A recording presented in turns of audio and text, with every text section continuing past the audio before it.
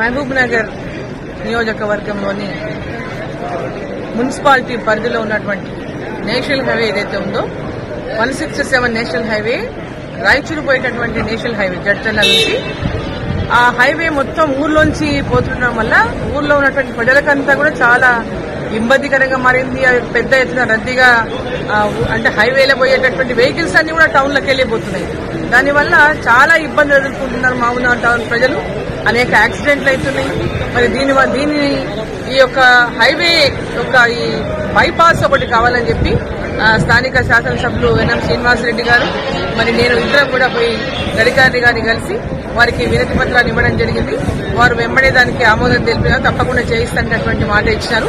So ఈ bypass ని మహబూబ్నగర్ పట్టణ ప్రజలకు అందరికీ కూడా ఏ ప్రజలకు అంటే మొత్తం హైవే నుంచి వచ్చేటటువంటి ఏ వెహికల్స్ అయినా టౌన్ లోకి రాకుండా బైపాస్ నుంచి పోయేటటువంటి విధంగా ఈ రోడ్ ఏర్పాటైతే ప్రజలకంతా కూడా చాలా మేలు జరుగుతుంది. ఆ దిశగా ఇవాళ గడ్కరీ గారు కూడా మాకు హామీ ఇవ్వడం జరిగింది.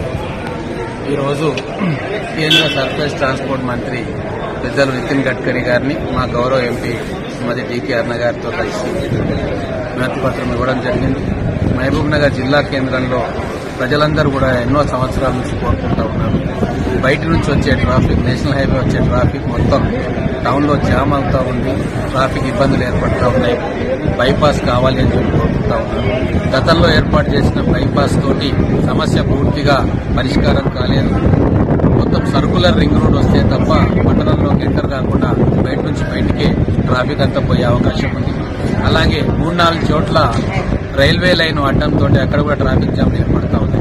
ఈ బైపాస్ వస్తే అప్పనపల్లి నుంచి చిన్నదారిపల్లి దాకా బోయపల్లి బయట నుంచి వస్తే తిమ్మసానపల్లి బోయపల్లి బయట నుంచి వస్తే ఈ రైల్వే ట్రాక్ కూడా మనము క్రాస్ కావాల్సిన అవసరం ఉండదు.